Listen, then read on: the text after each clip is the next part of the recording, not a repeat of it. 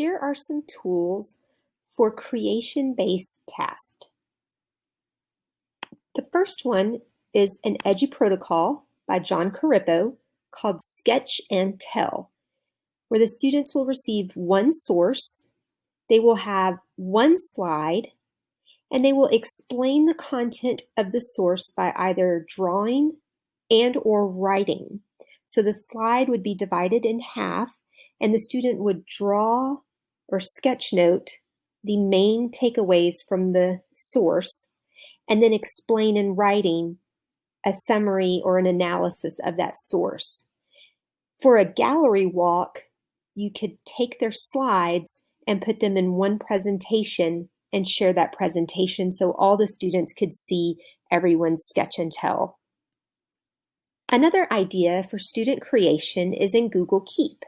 Students could come in and they could create their own notes. They could add images to their notes. They could also add illustrations. So when you click on Add Drawing, it takes you again into the Google Drawing, or it looks very similar to Jamboard, and students could illustrate their concepts. They could also add you as a collaborator so you could see what they created in Keep. For older students, Canva is a great tool for creation. You can come in and create all kinds of things, from flyers to social media types of posts to all kinds of documents. So for older students, Canva is a great tool for creation. Lastly, students can create on Jamboard. You could share a link to the Jamboard for each student. They could create a hashtag for a chapter. They could add images for chapter that they read. They could come in highlighting text. They could summarize text. This would also work for math problems, and they could explain how they solved the problem. Again, label the continents, or that could be a map. This could be a timeline activity.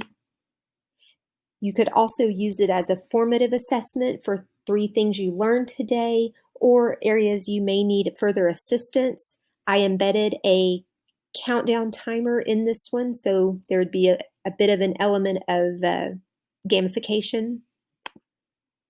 And for Marzano's process for vocabulary, they could write their vocabulary terms, student-friendly definitions, images of the term, and how they feel about the term, whether they have mastered the term with a 4, or maybe they're still learning and developing their understanding of the term with a 1 or a 2. So those are just some ideas for student creation.